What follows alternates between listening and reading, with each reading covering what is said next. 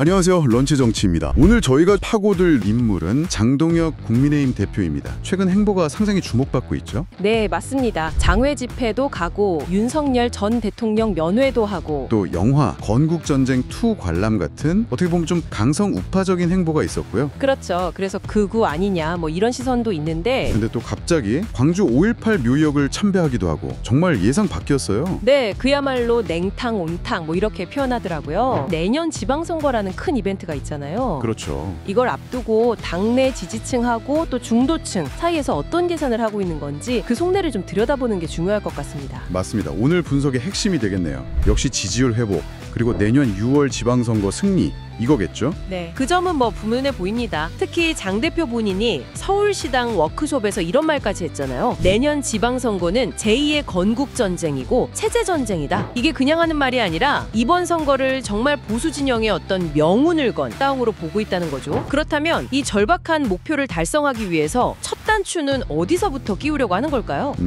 이건 뭐 모든 선거 전략의 기본이죠. 바로 핵심 지지층, 그러니까 전통적인 보수층을 다시 단단하게 묶는 겁니다. 최근에 좀 논란이 됐던 일부 행보들, 이게 바로 이 핵심 지지층의 마음을 잡고 또 이탈을 막기 위한 그런 포석이다, 이런 해석이 지금 많습니다. 그렇군요. 핵심 지지층 결집이라는 맥락에서 보면 가장 논란이 컸던 윤석열 전 대통령 면회 강행, 이것도 설명이 되겠네요. 아시다시피 보수 정치 쪽에서는 한번 배신자 딱지가 붙으면 회복이 거의 불가능하다, 이런 인식이 워낙 강하잖아요. 장 대표는 전당대회 때부터 강성 지지층한테 면회를 약속했었고 나 공약이었죠. 이 약속을 지키는 모습을 보여주면서 이 사람은 신의가 있는 정치인이구나 하는 이미지를 지키려고 한 거죠. 본인도 면회 끝나고 정치인은 약속과 신의가 생명이다 이렇게 강조했고요. 물론 전당대회 공약 이행이라는 명분도 중요했고요. 당 관계자도 그런 얘기를 했더라고요. 면회에는 분명히 마이너스 요인이다, 뭐 중도층 이탈 우려라든지 비판 여론 같은 거요. 네. 하지만 플러스 요인, 이거니까 핵심 지지층 결집이나 신뢰 이미지 구축 같은 게 이걸 상쇄하거나 혹은 더 크다고 봤다, 이건 전략적인 결정이었다는 거죠. 여기서 흥미로운 분석 중 하나가 바로 거두속보 전략입니다. 네, 겉은 우파, 속은 보수 전략, 이렇게 요약할 수 있겠는데요. 여기서 중요한 포인트는 흔히 아스팔트 우파라고 부르는 분들 있잖아요. 네. 이분들을 어떻게 끌어안을 거냐 하는 문제입니다. 장 대표 지도부는 이분들을 완전히 배제하고서는 중도 확장도 어렵다, 이렇게 보는 것 같아요. 그러니까 실제 노선 자체가 극으로 간다, 이런 거라기보다는 강성 지지층의 요구를 어느 정도는 좀 수용하고 포용하는 모습을 보여주면서 그 과정에서 극으로 보이는 이미지 부담은 그냥 감수하겠다, 이런 전략이군요. 그렇다고 볼 수 있습니다. 장 대표가 이런 말도 했어요. 우파 지지자분들이 하는 모든 말을 당이 다 받아들일 순 없지만 그래도 함께 갈 수 있는 부분은 같이 가겠다. 강성 지지층의 목소리를 현실적으로 외면하기는 어렵다,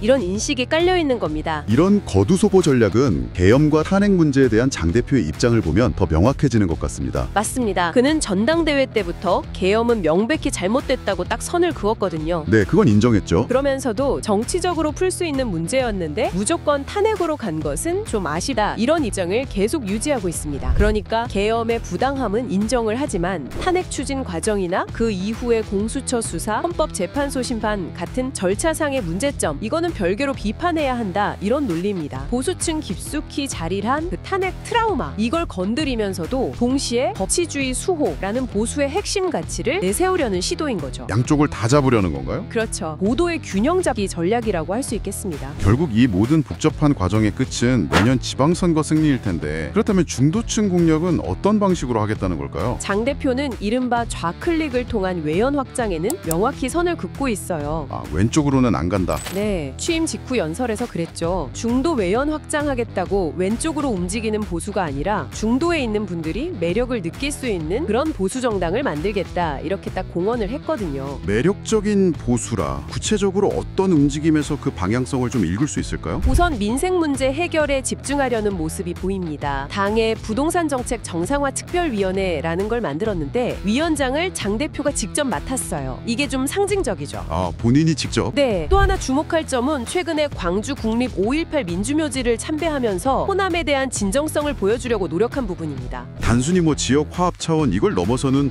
어떤 정치적 계산이 깔려 있다고 봐야겠죠? 네, 내년 지방선거, 특히 수도권 선거하고 무관치 않다. 이런 분석이 지배적입니다. 진정성을 내세워서 중도층, 특히 호남 기반 유권자들에게 좀 어필하려는 시도죠. 결국 한쪽에서는 윤 전 대통령 면회 같은 걸로 강성 지지층을 다독이고 다른 한쪽에서는 5.18 묘역 참배나 민생 행보로 중도층에 손짓하고 듣다 보니 장 대표 혼자서 이 모든 균형 잡기를 해내기는 정말 버거워 보이는데요. 강성 지지층 요구하고 중도층 기대 사이에서 줄타기 하는 게 이게 보통 어려운 일이 아니잖아요. 그래서 역할 분담론 같은 게 나오고 있어요. 아, 역할 분담? 네, 예를 들면 장 대표는 좀 강성 지지층 다독이고 당의 정체성 확립하는 데 주력하고 송원석 원내대표나 김도읍 정책위원회 의장 같은 원내 지도부는 민생 정책 이런 데서 좀 실용적인 모습을 보여주면서 중도층에게 어필하는 역할을 맡는 거죠. 일각에서는 좀 더 과감한 해법으로 이준석 대표나 유승민 전 의원, 한동훈 전 위원장 같은 인물들하고 연대해야 하는 거 아니냐 이런 필요성도 제기된다고 하던데요. 특히 뭐 내란 정당 이런 부정적 이미지도 좀 희석하고 외연 넓히려면 필요하지 않겠냐는 거죠. 하지만 현재까지 알려진 바로는 장 대표는 이런 선거 공학적 연대에 대해서는 다소 좀 신중한 입장을 보이는 것 같아요. 표 계산에만 근거한 그런 기계적인 연합은 국민들한테 감동을 주기도 어렵고 자칫하면 내부 갈등만 더 키울 수 있다. 뭐 이런 판단이 깔려 있는 것 같습니다. 오늘 장동혁 대표의 이 복잡다단한 정치 행보 그리고 그 이면에 깔린 전략에 대해서 깊이 파고 들어봤습니다. 그의 앞으로의 행보가 어떤 결과를 가져올지 계속해서 지켜볼 필요가 있겠습니다.